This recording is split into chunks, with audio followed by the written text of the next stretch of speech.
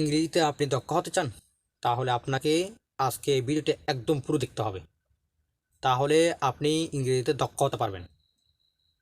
আজকে কতগুলো ওয়ার্ড আপনাকে দেখাবো, দুইটি ওয়ার্ড কিন্তু ঠিক একই অর্থ, কোনটা কোন জায়গায় ব্যবহৃত হবে তা আজকে দেখাবো। আপনারা অবশ্যই এগুলো ফলো করবেন। এগুলো যদি আপনি ফলো না করেন তাহলে একদম ইংরেজি পারবেন না। তো অবশ্যই ভিডিওটা না টেনে পুরো দেখার অনুরোধ রইল। ভিডিওটা শুরু করার আগে একটা রিকোয়েস্ট থাকবে, যদি চ্যানেল নতুন হয়ে থাকেন অবশ্যই চ্যানেলটি সাবস্ক্রাইব করে নোটিফিকেশন বেল আইকনটি অল করে দেবেন, যেন পরবর্তী কোনো নোটিফিকেশন ভিডিও পেতে সমস্যা না হয়। তাহলে শুরু, বেশ কথা না বাড়িয়ে এক্ষুনি ভিডিও শুরু করা যাক।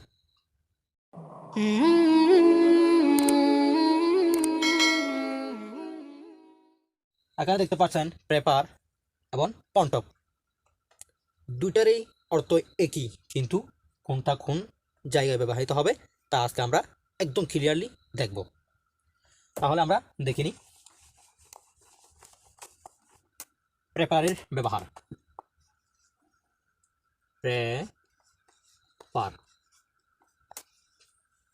পছন্দ করা।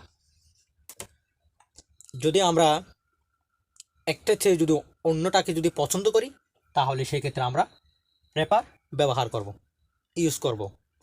তাহলে কতগুলো আমরা উদাহরণ দেখে নিই, মনোযোগ সহকারে কিন্তু ভিডিওটা দেখবেন। যদি আমি মনে করি আমি ক্রিকেটের চেয়ে ফুটবল পছন্দ করি, তাহলে হবে আই প্রেপার ফুটবল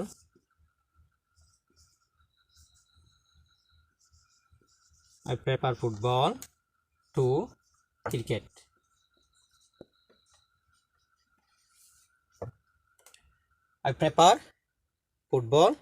ক্রিকেট। আমি ক্রিকেটের চেয়ে ফুটবল পছন্দ করি। তারপর আমি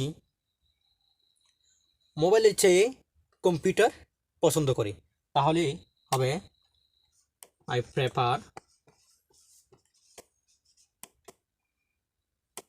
কম্পিউটার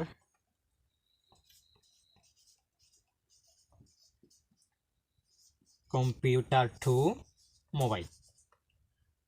তাহলে I prefer computer to mobile.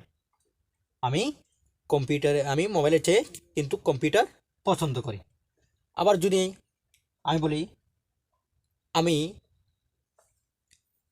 শার্টের চেয়ে কিন্তু পাঞ্জাবি পছন্দ করি, তাহলে হবে I prefer panjabi to shirt. আমি শার্টের চেয়ে পাঞ্জাবি পছন্দ করি। আবার যদি বলি আমি চায়ের চেয়ে কফি পছন্দ করি, আই প্রেফার কফি টু টি। আমি চায়ের চেয়ে কফি পছন্দ করি।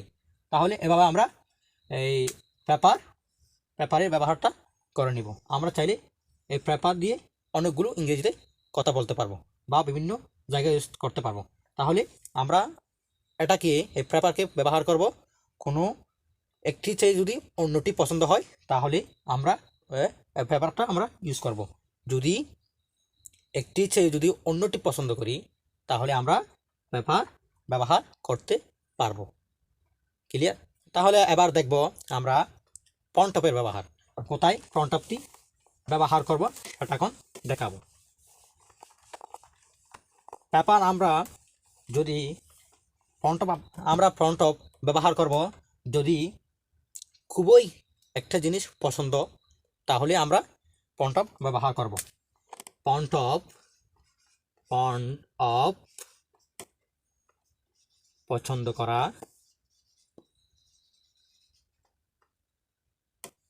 আবার আমরা বা পছন্দ হওয়া বা ভালো লাগার ক্ষেত্রে আমরা ফ্রন্টপ ব্যবহার করব। ফ্রন্টপের স্ট্রাকচারটা আমরা লিখে নিব। সাবজেক্ট, প্রথমে সাবজেক্ট থাকবে, সাবজেক্ট প্লাস বি ভার্ব থাকবে প্লাস ফ্রন্টপ প্লাস বি ভার্বের সাথে আইএনজি থাকবে প্লাস এক্সটেনশন। তাহলে আমরা উদাহরণ দেখব। আমি পছন্দ করি, I am fond of, I am fond of, তুমি পছন্দ করো, ইউ আর ফন্ড অফ, সে পছন্দ করে, হি অথবা সি, হি অথবা she is fond of, fond of, তারা পছন্দ করে, দে আর, দে আর ফন্ড অফ। তাহলে আমরা আবার প্র্যাকটিস করব। এখানে কতগুলো আমরা ড্যাশ দিই, ড্যাশ ড্যাশ। তাহলে আমি পছন্দ করি, ফন্ট অফ, তুমি পছন্দ করো, ইউ আর ফন্ট অফ, সে পছন্দ করে, হি অথবা সি ইজ ফন্ট অফ, তারা পছন্দ করে, দেয়ার আর ফন্ট অফ। তাহলে আমরা এখানে কি কি বসাতে পারি এখন আমরা প্র্যাকটিস করব। আই ফ্রন্ট অফ, মনে করেন আমি গান গাইতে পছন্দ করি, I fond of, I am fond of singing song, I am fond of singing, SINGING,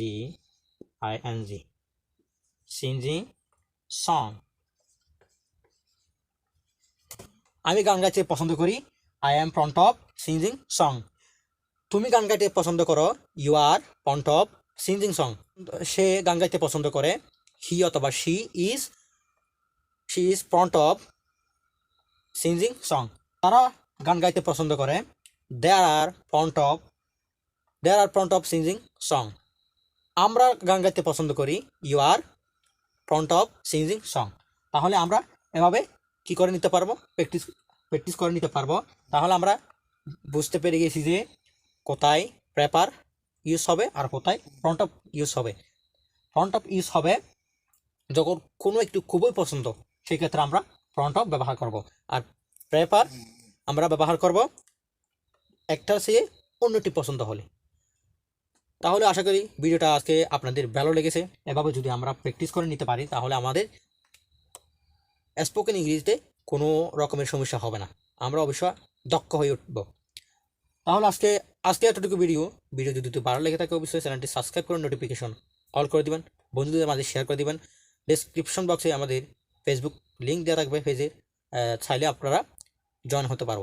আর আপনার মূল্যবান কমেন্ট বক্সে অবশ্যই লিখে পাঠিয়ে দেবেন। ধন্যবাদ সকলকে। পরবর্তী ভিডিও পাওয়ার জন্য সাথে থাকুন, সুস্থ থাকুন। আল্লাহ হাফেজ।